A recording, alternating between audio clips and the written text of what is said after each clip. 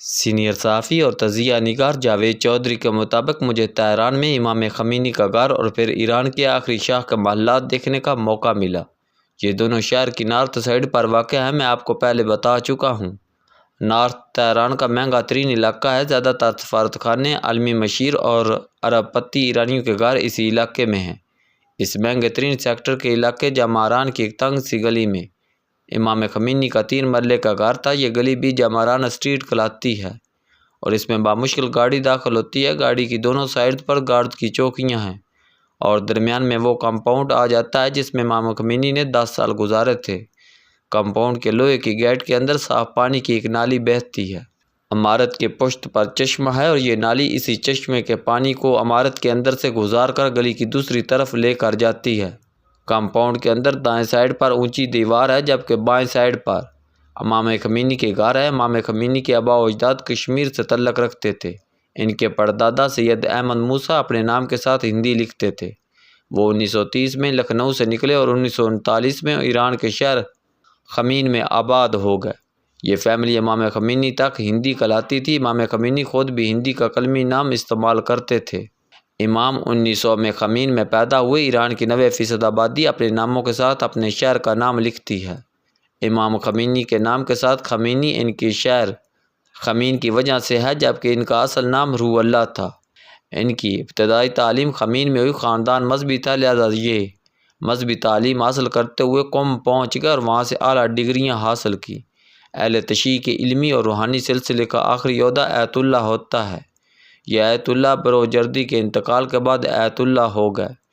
شاہ کے دور میں امام سینہ تان کر شاہ کے مظالم اور اس کے مغرب پرستی پر تنقید کرتے تھے۔ شاہ نے ان کی حرکات و سکنات پر پابندی لگا دی مگر یہ بولتے رہے یہاں تک کہ 1963 میں انہیں گرفتار کر لیا گیا، جس کے بعد پورے ملک میں احتجاجی مظاہرے شروع ہو گئے۔ شاہ نے ہجوم پر گولی چلا دی، اس میں 100 لوگ شہید ہو گئے مگر مظاہرے اس کے باوجود جاری رہے۔ آخر میں عوام پر ٹینک چڑھا دیے مگر احتجاج نہیں رکا۔ شاہ نے مجبور ہو کر 1964 میں امام کو جلا وطن کر دیا۔ یہ پہلے ترکی گئے، وہاں 7 ماہ قیام کیا اور اس کے بعد عراق میں نجف اشرف چلے گئے۔ یہ وہاں 13 سال رہے۔ 1978 میں عراقی حکومت نے شاہ ایران کی درخواست پر انہیں عراق سے نکال دیا۔ یہ کویت گئے مگر کویت نے انہیں داخلے کی اجازت نہیں دی لہذا یہ 5 اکتوبر 1978 کو فرانس جانے پر مجبور ہو گئے۔ یہ 4 ماہ فرانس رہے۔ اس دوران پورا ایران ابل کر سڑکوں پر آ گیا اور شاہ کی شاہی عملاً ختم ہو گئی۔ شاہ ایران 16 جنوری 1979 کو تہران سے بھاگ گیا، جس کے بعد 1 فروری 1979 کو ایت اللہ روح اللہ خمینی تہران کے مہر آباد ایئرپورٹ پر اترے اور پورے ملک نے باہر آ کر ان کا استقبال کیا اور یوں ایران میں اسلامی انقلاب آ گیا۔ امام خمینی ایران کے نئے انقلابی لیڈر تھے۔ یہ بابائے قوم تھے مگر اس کے باوجود انہوں نے سادہ زندگی کا انتخاب کیا اور یہ انتقال تک 3 مرلے کے کرائے کے مکان میں رہتے رہے اور آخری وقت تک اس کا کرایہ بھی دیا۔ اور میں اس کمپاؤنڈ میں اس گھر کے سامنے کھڑا تھا۔ گھر بہت چھوٹا اور غریبانہ تھا۔ سین 10 بائی 14 فٹ تھا جس پر انگور کی بیلوں نے سایہ کر رکھا تھا۔ سین سے سیڑھیاں اوپر جاتی تھی۔ سامنے امام کا لاؤنج تھا۔ یہ کسی بھی طرح 10 فٹ سے بڑا نہیں تھا۔ لاؤنج میں ایک پرانا 2 سیٹر صوفہ اور ایک تپائی پڑی تھی۔ ساتھ ہی ان کا بیڈ روم تھا جس کا سائز 12 فٹ تھا اور اس میں ان کا سنگل بیڈ اور چھوٹی سی رائٹنگ ٹیبل رکھی تھی۔ دونوں کی مالیت چند ہزار روپے سے زیادہ نہیں تھی۔ اس کے ساتھ ایک خالی کمرہ تھا جس میں قالین کے علاوہ کوئی فرنیچر نہیں تھا۔ یہ گھر کی سیٹنگ تھی اور اس کے پیچھے تیسرا کمرہ تھا جس میں خواتین رہتی تھیں اور بس۔ امام خمینی نے زندگی کے آخری 10 سال اسی گھر میں گزارے تھے۔ ان کی امام بارگاہ گھر کے بالکل سامنے تھی۔ امام ہر ہفتے اسی میں خطاب کیا کرتے تھے۔ حکومت نے اس کے نیچے بیسمنٹ میں ان کا میوزیم بنا دیا جس میں امام کی زندگی کے مختلف ادوار کی تصویریں لگی ہیں اور ان کے استعمال کی اشیاء رکھی ہیں۔ ان اشیاء میں تاج کمپنی راولپنڈی کا شائع کردہ قرآن مجید کا ایک نسخہ بھی شامل ہے۔ امام مختلف ریاستوں کے سربراہوں اور وزراء سے بھی اسی گھر میں ملاقات کرتے تھے۔ وہ صوفے پر مہمان کے ساتھ بیٹھ جاتے جبکہ اسٹاف کو نیچے سین میں کھڑا ہونا پڑتا تھا۔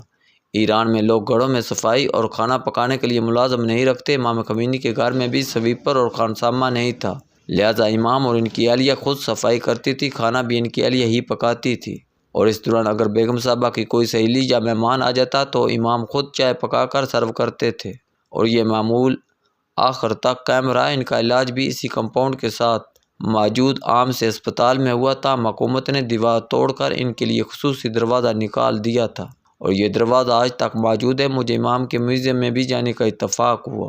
ان کے استعمال کی چیزیں بہت کم، سستی اور عام سی تھی۔ ان میں کوئی قیمتی چیز شامل نہیں تھی۔ یہ سب کچھ دیکھ کر بڑی ٹینشن ہوئی۔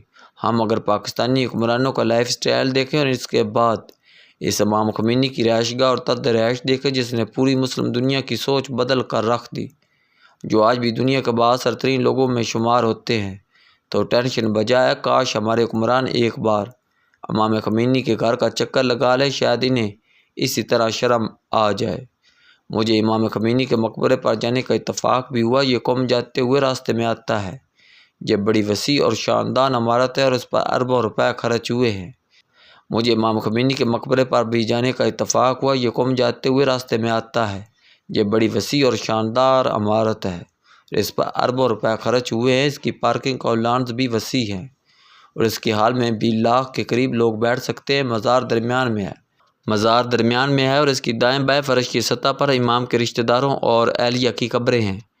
یہ مزار شہداء کے قبرستان میں بنایا گیا تھا، لہٰذا حیات کبیر، انقلاب اور عراق جنگ کے شہداء کی قبریں ہیں۔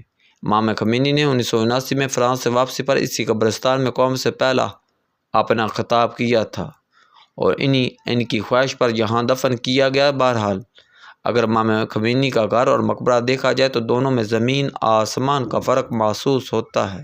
ایک سائڈ پر محل ہے اور دوسری سائڈ پر کٹیا۔ انسان کس کی تعریف کرے، یہ فیصلہ مشکل ہو جاتا ہے۔